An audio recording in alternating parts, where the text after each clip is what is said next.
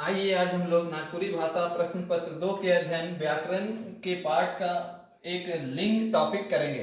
तो लिंग टॉपिक में हम लोग देखेंगे कि किसको हम लोग लिंग कहते हैं। जैसे शब्द कर जे रूप से ई पता चलेला कि ऊ नर मतलब मर्दाना जाइत कर हेके कि नारी जनाना जाइत कर हेके।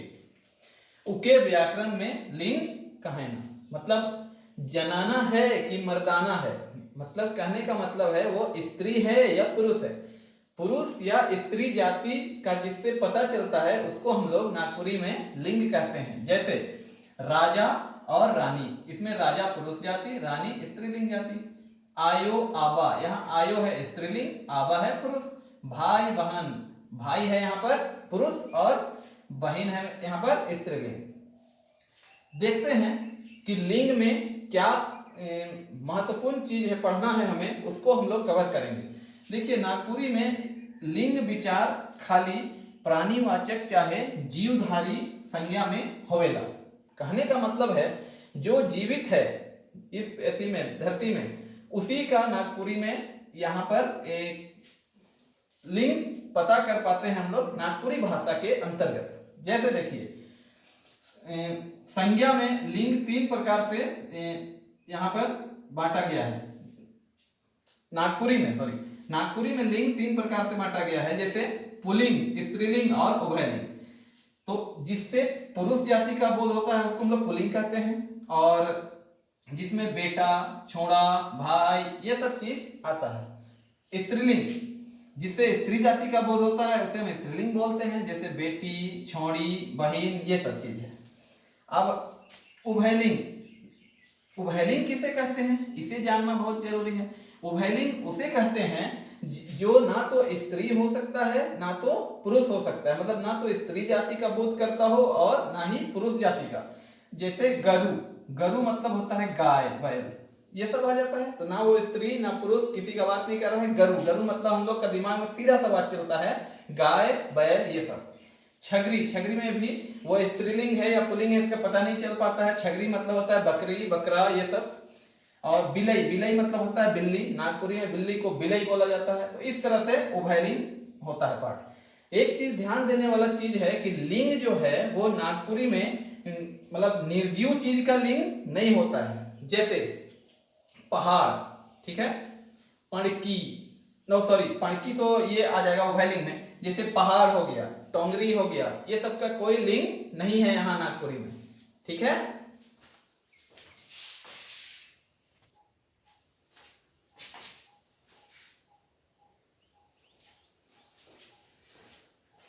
अब हम लोग देखेंगे कि निर्जीव वस्तु कर लिंग नागपुरी में नहीं होवेला। जैसे अभी बता चुके थे हम कि गाड़ी निर्जीव वस्तु है, इसका कोई लिंग नहीं होता है नागपुरी में।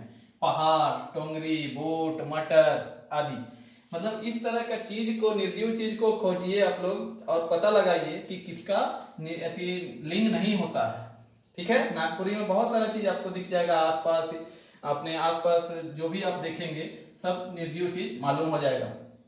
अब देखिए लिंग बदलाव, सबसे महत्वपूर्ण बात है। लिंग का डेफिनेशन हम लोग सीख लिए कि क्या होता है, किसको लिंग कहते हैं, कितने तरह का लिंग होता है, ये सब देख लिए।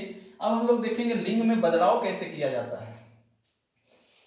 तो लिंग में बदलाव 5-6 भागों में बांट कर देखेंगे। तो सबसे पहले हम लोग देख रहे हैं अकारांत पुल्लिंग शब्द में कैसे लिंग को बांटा गया है। अकारांत कहने का मतलब आ से शुरू होगा, ठीक है।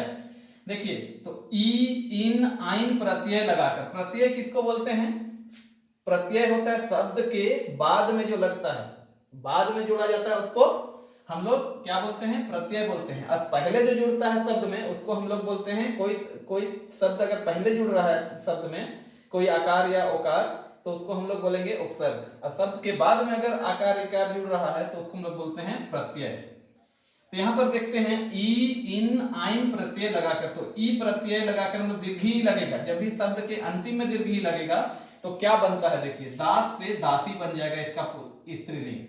हम लोग क्या देख रहे हैं, पुल्लिंग से स्त्रीलिंग बदल रहे हैं यहाँ पर। तो सार पुल्लिंग है तो सारी, पुत्र पुल्लिंग है तो पुत्री, ई प्रत्यय लगा दिए। देखिए कुमार में र में लास्ट में ई प्रत्यय लगा दिए तो क्या बन गया, कुमारी, तो ये बन गया स्त्रीलिंग। तो हम लोग देख रहे हैं लिंग में बदलाव, मतलब पुरुष से हम लोग स्त्रीलिंग बनाना सीख रहे हैं। स्त्रीलिंग।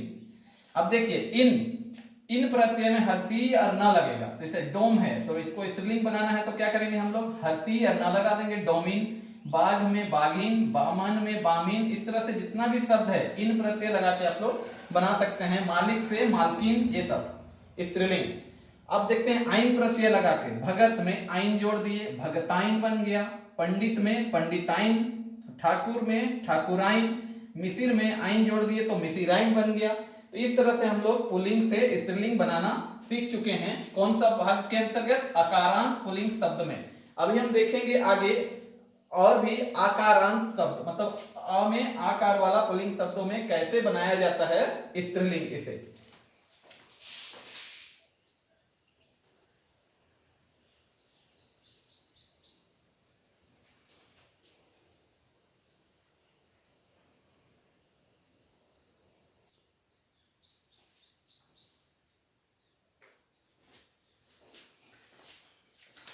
आइए हम लोग लिंग देखते हैं। लिंग में दूसरा नियम के हम लोग देखेंगे आकारांत, मतलब आकारांत हो रहा है आकार का, तो आकार का अंत हो रहा है, इसका मतलब आजा।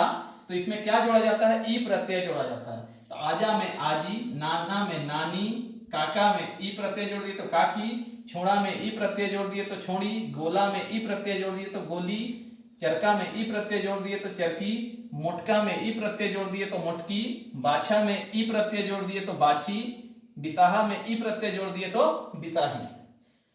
तीसरा नियम कहता है हर्ष ई का आरांत, ठीक है, हर्ष ई का अंत या दीर्घ ई का अंत। तो तेली में क्या होगा, ई का अंत हो रहा है तो इन प्रत्यय जोड़ेंगे तो तेलिन, माली मालिन। संधि में भी ई का अंत हो रहा है, समधिन। पड़ोसी में भी हो रहा है इकार का अंत तो इन जोड़ेंगे तो पड़ोसीन। भिखारी भिखारीन, नाती नातिन। इस तरह से हम लोग लिंग में परिवर्तन करते हैं। तो देखिए यहाँ पर माली पुरुष जाति को बता रहा है और मालिन स्त्री जाति का बोध करा रहा है।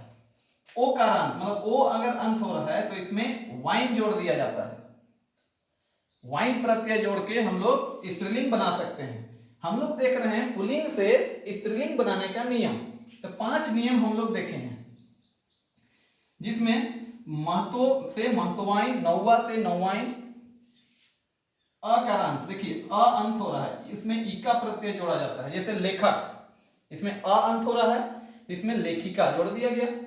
अध्यापक, अ अंत हो रहा है, अध्यापिका जोड़ दिया गया। इस तरह से हम लोग लिंग का 5 नियम देखे और कैसे हम लोग लिंग का परिभाषा देखे। ये इससे पहले मैं बता चुका हूं और कितने भागों में बांटा गया है लिंग को। और निर्जीव शब्द का लिंग नहीं होता है नागपुरी में, ये चीज को माइंड में रखना है। और देखिएगा लिंग का परिवर्तन कैसे हम लोग किए ये नियम के साथ। अब अगले वीडियो में हम मिलते हैं आगे व्याकरण का पार्ट के साथ, ठीक है।